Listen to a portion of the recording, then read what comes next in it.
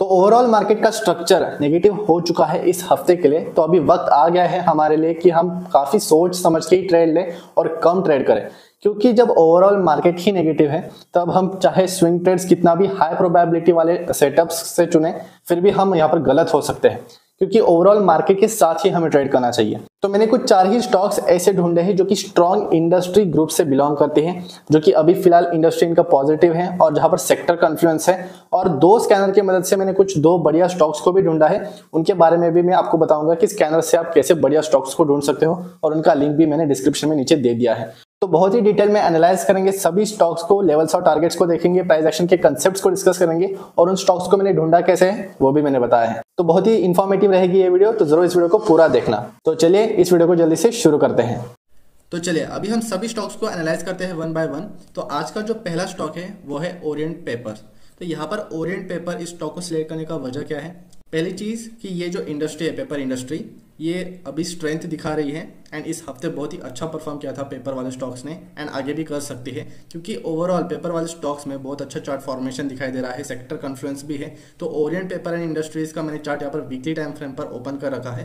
You can clearly सी है कि 2018 में जो हाई लगाया था, रेजिस्टेंस क्रिएट किया था, वो था लगभग 50 इस लेवल के पास, जो कि बहुत ही इंपॉर्टेंट PSY लेवल बनकर आ रहा है।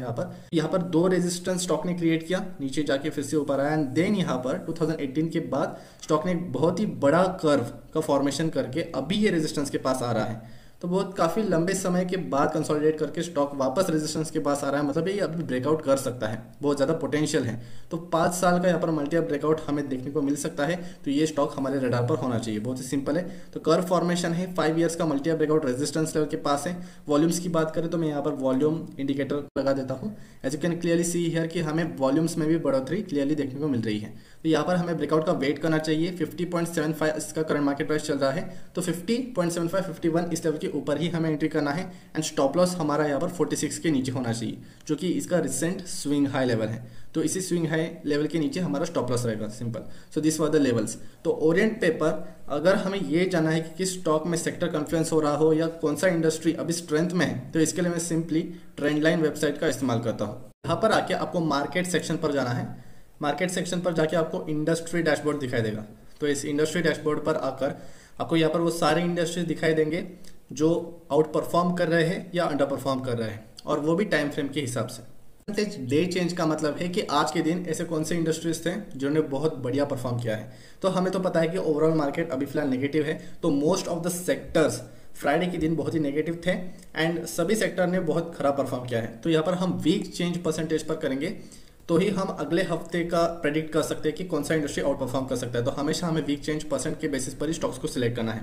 तो यहाँ पर आपको वीक चेंज परसेंट को सिलेक्ट करने के बाद ऐसे कुछ इंडस्ट्रीज दिखाई देंगे जिन्होंने बहुत अच्छा परफॉर्म किया था इस हफ्ते, जैसे कि होटल्स इंडस्ट्रीज, फिर इलेक्ट्रॉनिक, फिर एरोस्पेस। एरोस्पेस का तो हमें रीजन पता है कि चंद्रयान 3 जो लॉन्च हुआ था उसके कारण यहाँ पर बहुत सारे ऐसे स्टॉक्स थे जो कि इस एक्टिविटी में इन्वॉल्व थे, स्पेस से रिलेटेड, तो उन कंपनीज ने भी बहुत अच्छा परफॉर्म किया था।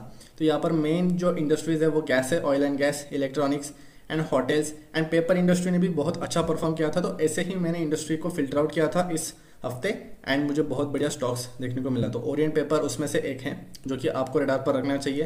फिर उसके बाद एक पेपर स्टॉक है जो कि है आंध्रा पेपर्स। हो गया हमारा दूसरा स्टॉक। आंध्रा पेपर का मैंने वीकली टाइम फ्रेम पर चार्ट को ओपन किया है। अब क्लियरली देख सकते हो कि यहाँ पर पहले स्टॉक में भारी गिरावट दिखी थी, उसके बाद स्टॉक रिवर्स होके पेनेंट पैटर्न का फॉर्मेशन कर रहा है एक अच्छे रैली के बाद। तो यहाँ पर एक पोटेंशियल है कि ये स्टॉक अच्छा रिटर्न दे सकता है इस ब्रेकआउट के वक्त। तो ब्रेकआउट का जो लेवल है वो है 460 के ऊपर, तो 465 ये हमारा एंट्री लेवल होना चाहिए, जो कि इस रिसेंट कैंडल का हाई पॉइंट भी है, और जो रिसेंट स्विंग हाई है वो भी 465 और 470 जोन के पास ही आता है। तो ये हमारा एंट्री लेवल होगा, और एंट्री जो करेंगे वो हम पार्ट्स में करेंगे, राइट। एक बार में पूरा पैसा नहीं डालना है। स्टॉप लॉस लेवल जो रहेगा वो इसी ट्रायंगल पॉइंट के लो के पास रहेगा, जो कि है 420 या 430। इसके नीचे ही हमारा स्टॉप लॉस होना चाहिए। तो ये एक बढ़िया पैटर्न है, और पेपर स्टॉक्स में सेक्टर कॉन्फ्लुएंस भी दिखाई दे रहा है, तो एक एडिशनल कंफर्मेशन हो गया हमारे लिए। तो सेक्टर कॉन्फ्लुएंस का अगर आपको मतलब पता नहीं, इसका मतलब होता है कि सिमिलर इंडस्ट्री में जितने भी सारे स्टॉक्स है उस पर्टिकुलर इंडस्ट्री में वो एक जैसा ही स्ट्रेंथ दिखा रहे हैं, तो ओवरऑल उस सेक्टर में कुछ बड़ा हो सकता है, इसका वो इंडिकेशन है। ओके, तो ये था सेक्टर कॉन्फ्लुएंस। और एक चीज़ जो मैं आपको बताना चाहता हूँ कि ओरिएंट पेपर जो ये स्टॉक था, ये मेरे range breakout with volume scanner के अंदर भी मुझे दिखाई दिया था। तो ये दो स्कैनर्स हैं मेरे, रेंज ब्रेकआउट विथ वॉल्यूम और वीसीपी मतलब वोलेटिलिटी कॉन्ट्रैक्शन पैटर्न। इन दोनों स्कैनर्स के बारे में बहुत डिटेल में मैंने बहुत सारे वीडियोस में ऑलरेडी बताया हुआ है, तो वो वीडियोस भी आप चेकआउट कर सकते हो। तो रेंज ब्रेकआउट विथ वॉल्यूम और वीसीपी इन दोनों स्कैनर्स का लिंक भी मैं डिस्क्रिप्शन में दे दूंगा। तो range breakout with volume scanner में आप clearly Orient paper and industries limited stock का नाम देख सकते हो। तो यहाँ से मैंने सिलेक्ट किया और पेपर सेक्टर इंडस्ट्री ओवरऑल मुझे अच्छा दिख रहा था, तो ये यहाँ पर एडिशनल कंफर्मेशन भी हो गया। तो आपको एडिशनल कंफर्मेशन के साथ ही काम करना है। तो अभी आते हैं हमारे नेक्स्ट स्टॉक की तरफ। तो नेक्स्ट स्टॉक है हमारा Chemplast Sanmar limited. Weekly time frame पर यहाँ पर बढ़िया रेंज ब्रेकआउट देखने को मिल रहा है। तो ये भी उसी स्कैनर से मुझे मिला था थर्सडे के दिन शायद। तो यहाँ पर ये स्टेज 2 ब्रेकआउट कहलाता है। स्टेज 2 ब्रेकआउट का मतलब होता है कि जब कोई भी स्टॉक लंबे समय से डाउन ट्रेंड में कंसोलिडेट कर रहा है, यहाँ पर डाउन ट्रेंड में प्राइस कंसोलिडेट कर रहा था लगातार, lower highs and lower bottoms, and उसके बाद स्टॉक गया कंसोलिडेशन बॉक्स जोन में। यहाँ पर स्टॉक ना ही ऊपर जा रहा था ना ही नीचे जा रहा था, बीच में ही कंसोलिडेट कर रहा था एंड फाइनली यहाँ पर ब्रेकआउट हो गया।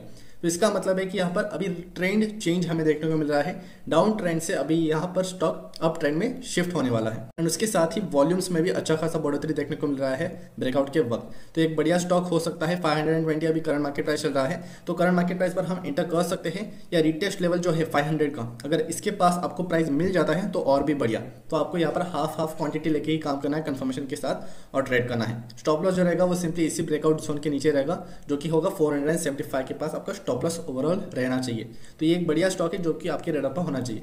अभी जो हमारा नेक्स्ट इंपॉर्टेंट स्टॉक है वो है कॉन्फिडेंस पेट्रोलियम लिमिटेड। तो यहाँ पर भी इस स्टॉक में हमें मल्टी अप ब्रेकआउट देखने को मिल रहा है। लगभग 1 साल 7 महीने का कंसोलिडेशन हो चुका है ट्रायंगल पैटर्न में।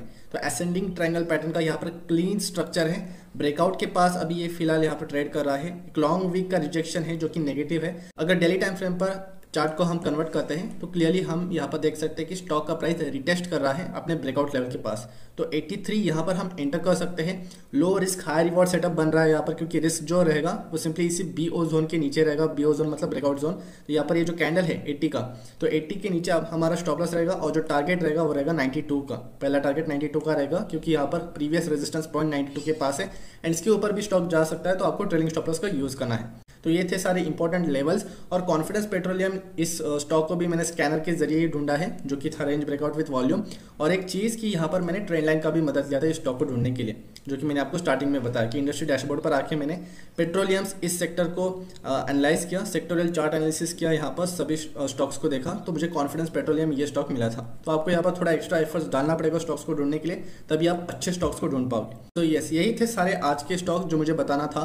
और कुछ अपॉर्चुनिटीज है जो पिछले बार मैंने स्टॉक्स बताए थे, जैसे कि अरविंद लिमिटेड और होटल इंडस्ट्री। अभी भी होटल इंडस्ट्री में बहुत ज़्यादा पोटेंशियल है, तो उस इंडस्ट्री पर भी आपको फोकस करना है। जहाँ पर EIH होटल ये एक स्टॉक है, यहाँ पर भी आप रिटेस्ट पर ट्रेड कर सकते हो 230 के पास। फिर अरविंद लिमिटेड भी है जहाँ पर ब्रेकआउट हो गया है, अच्छा मूव भी कर दिया यहाँ पर अभी यहाँ पर ये रिटेस्ट पर जा रहा है, तो यहाँ पर भी आप रिटेस्ट पर ट्रेड कर सकते हो। तो यहाँ पर भी कुछ अपॉर्चुनिटीज है टेक्सटाइल्स और होटल इंडस्ट्री में। और जो मैंने आपको स्कैनर्स बताए, उन स्कैनर्स का भी मैं लिंक डिस्क्रिप्शन में दे दूंगा। तो इतना ही था आज की इस वीडियो में। आई होप कि आपको ये वीडियो यूजफुल लगा होगा। अगर आपको ये वीडियो पसंद आया है तो जरूर इस वीडियो को लाइक कीजिए, शेयर कीजिए और चैनल को सब्सक्राइब कर दीजिए।